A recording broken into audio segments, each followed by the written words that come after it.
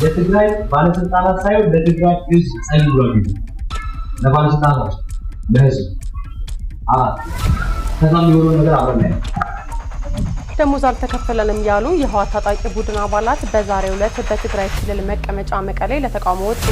በዛሬው ዕለት በትግራይ ክልል መቀመጫ መቀሌ ከተማ የህወሓት ታጣቂ ቡድን አባላት የተቃውሞ ሰልፍ አካሂደዋል። የተቃውሞ ሰልፉ በክልሉ ፕሬዝዳንት ቢሮ የተካሄደ ሲሆን የከተማ መውጫና መግቢያ በሮችም በተቃዋሚ ታጣቂዎች ተዘግተዋል። ታጣቂዎቹ ለተቃውሞ የወጡት የ3 ዓመት ደሞዝ ይከፈለን፣ የወጣንበትን ዓላማ ጨርሰናል፣ ወደ አካባቢያችን መልሱን፣ ዳግም ሌላ ውጊያ እናካሄድምና ተፈናቃዮቹ ይመለሱ የሚሉ ጥያቄዎችን ይዘው እንደሆነ የስምረት ፓርቲ አስተባባሪ አቶ ጣዕመ አረዶም በማህበራዊ ድረገጻቸው አስተዋል። በዚህም በከፍተኛ የትግራይ ባለስልጣናት ሳይሆን ለትግራይ ህዝብ ጸልዩ ለባለስልጣናት ለህዝብ ከዛም የሆነው ነገር አብረን